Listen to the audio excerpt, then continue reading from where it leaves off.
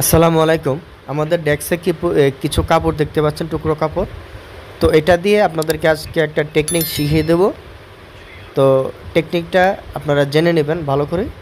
তো এর আগে বলতে চাই, আমাদের গ্রুপ এবং আমাদের চ্যানেল, আমাদের মেসেঞ্জার গ্রুপ, সকল গ্রুপ এবং আমাদের চ্যানেলের পক্ষ থেকে সবাইকে জানাই অগ্রিম ঈদের শুভেচ্ছা। ঈদ মোবারক। সবাই ঈদ ভালোভাবে কাটাবেন। তো আমাদের জন্য দোয়া করবেন। তো আমাদের কাছে যেই টুকরা ডেস্কের মধ্যে কাপড়গুলো, এগুলো আমরা কাটিং থেকে ছোট পিস করে কেটে নিয়েছি, প্রায় 3 ইঞ্চি বা 3 ইঞ্চি সাইজ দুনো দিকে। তো আমরা এতটুকু হইলে হবে। তো এটা দিয়ে কি করব, আমরা আমাদের অফিস যখন বন্ধ হয়ে যাবে, তো আমরা এই টেকনিকটা করব সবাই।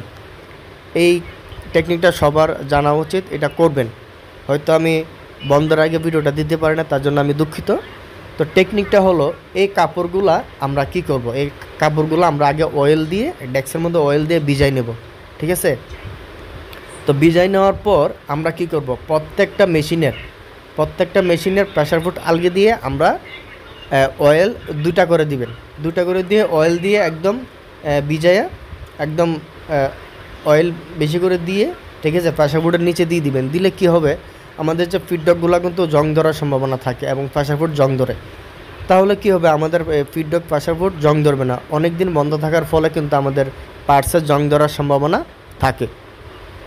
তো আমরা যখন এই কাজটা করব, প্রত্যেকটা মেশিনে যখন দিয়ে যাব, তাহলে কিন্তু আমাদের আর যখন ছুটি শেষ হবে, তখন আসার পর কিন্তু আমাদের যে জং ধরার যে একটা সমস্যা, এটা কিন্তু থাকবে না।